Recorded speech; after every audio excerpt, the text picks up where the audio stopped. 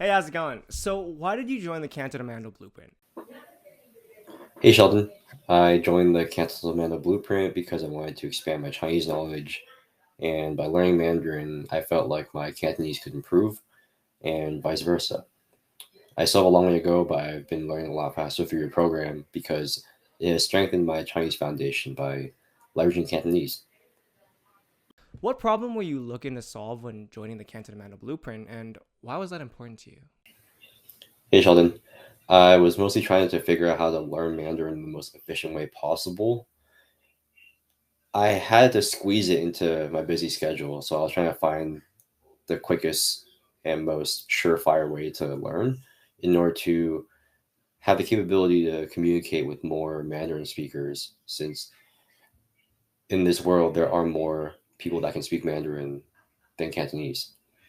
I was initially watching YouTube videos and reading the new Practical Chinese Reader, and it felt like I was learning a brand new language as I was going through those resources, almost as though there were puzzle pieces that were scattered across the floor, and I didn't know how to put them together to reach the end goal. So I feel pretty strongly that the Cancel to Mendo blueprint is the answer to that problem, although I still do have a long way to go. So, now what have your results with the Canto to Mando Blueprint been like so far? Hey, Sheldon, I feel like my progress has been pretty good so far. I can pick up more words and phrases when I hear Mandarin, whether it be from my mom or from TV shows. And I can talk to my mom about pretty basic things like what food we're eating. So instead of saying "干嘛是咩" I would say "今晚我们吃什么?" And then sometimes I'll just be like, "Oh, 我可以帮你拿出去吧." Some stuff like that. Very simple phrases, not really coherent and complete sentences, but it still goes a long way. And I feel like I just have to get used to it a little more. But I think overall, I'm not clueless anymore when I hear Mandarin. Yes, I do have to ask her to speak a little slowly sometimes, but I feel like the fact that I can pick up those phrases, differentiate, identify, and even uh, discern the meaning of whatever is being said, that is good progress to me. Was there a particular learning, moment, or result that kind of stood out to you? And if so, what was it? Hey, Sheldon. I think the most direct feedback that I've gotten so far after starting this Mandarin learning journey was when I went to Victoria, Canada, to eat guoqiu maixin. And in that restaurant, the waitresses did not know how to speak Cantonese, so I had to ask, or not ask, I had to order food by saying "我想要这个锅炒米线," and it just felt very liberating to be able to say something like that because I used to be really scared to order food like that, but then I'm starting to be more comfortable with my Chinese identity, and overall, it's uh, been great progress since I first started.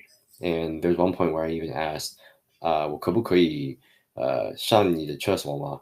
And they like let me to the bathroom. So those are some small wins that I feel like are core memories in this learning journey that I'll take through the rest of my life. And last question, would you recommend the Canto to Mando Blueprint to a friend?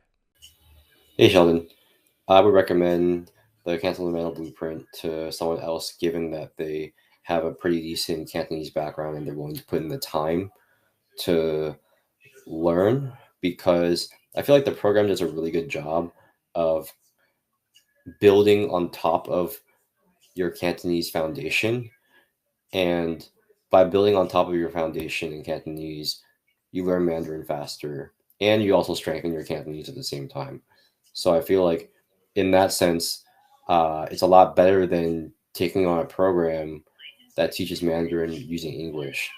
But I think what adds the most value to the course is the addition of the listening practices recently. For me, I wasn't able to attend live streams, and I'm still not able to attend live streams because they usually coincide with my nightly dinners with my family. So adding those listening practices was huge, and it has made me more comfortable listening to Mandarin. It made me more comfortable differentiating and identifying characters. And I feel like that's one of the most important skills that you can get out of this course. So that's probably the selling point for me.